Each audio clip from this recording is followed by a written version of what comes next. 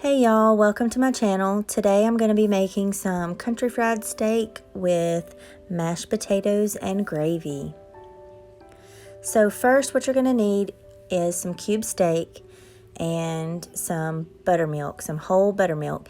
You're going to take the buttermilk and just pour a good amount over the steaks and make sure they're just well covered. You want to flip them over and make sure all of them get some of that buttermilk on them. This is going to help tenderize them a little bit because cube steak is kind of tough and, I don't know, stringy. So now we're going to get our dredging mixture started. I'm going to use some flour, and you can use any kind of seasoning that you like to season the flour with. I just have some onion powder and black pepper and garlic salt. I don't measure anything, I just sprinkle it in there. And this amount of flour is not going to be enough for all of the steaks that I had, so I had to make a second batch. But you know, you just eyeball it and do what you like.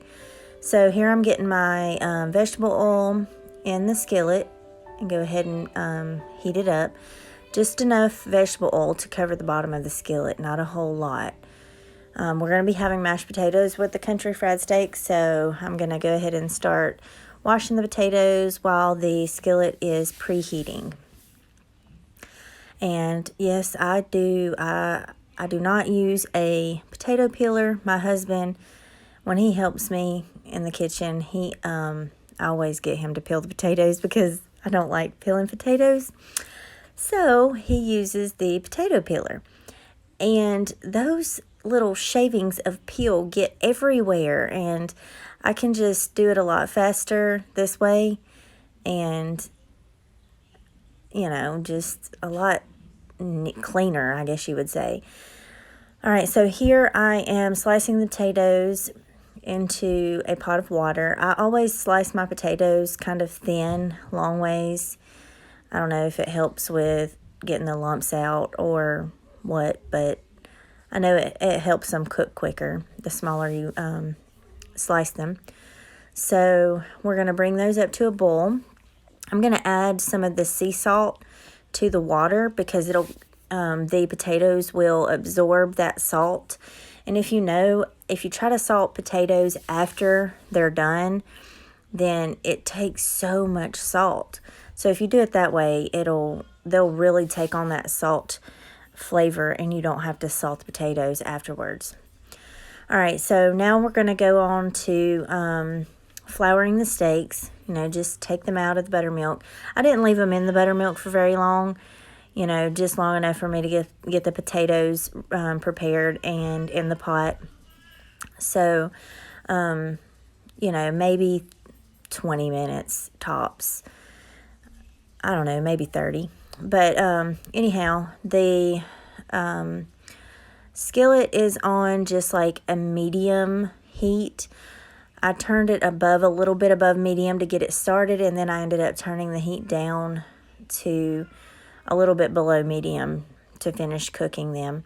And after I browned both sides, I'd say about 4 to 5 minutes on each side, depending on the size.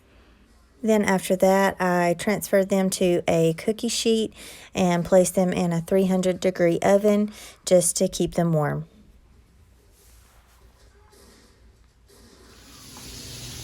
Here we go. We're going to give Owen some flour. Put your bowl down. Wow. Look at that. Wow. Yeah. You want a spoon? Here you go. Stir it up. Stir it up. Good job. Is that fun? Yeah. Put your hands in it. Put your hands in it. Look. Put your hands in it. Put your hands in it. Look. Put your hands in it. There you go. Get it. Get it. Ooh, that's fun. Ooh, look at that. Yay. Yay. All right, y'all, the potatoes are ready. They're fork tender.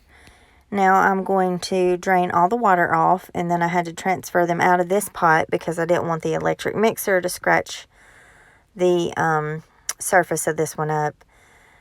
Now I am going to add in 2 tablespoons of butter and 2 tablespoons of sour cream and about 3 or 4 tablespoons of milk. The milk is really just going to depend on how creamy you like your potatoes. If you like them real creamy, you may want to add some more milk. If you don't like them as creamy, add less. So just mix it in between each little splash of milk you put in there just to make sure that you don't overdo it. But let me tell you guys, the salt level on these potatoes was perfect. It didn't need anything else. So now I'm going to mix this gravy up, which is something I really wished I would have taken the time to make homemade because it is so much better. But, sometimes you take shortcuts, and tonight was one of those nights. So, you know how that goes. What can I say? Anyway, guys, we are going to wrap it up and let this be the end of the video. Once again, thank you for watching, and don't forget to subscribe, like, and hit that bell notification for more videos. And we will talk to you guys later. Bye.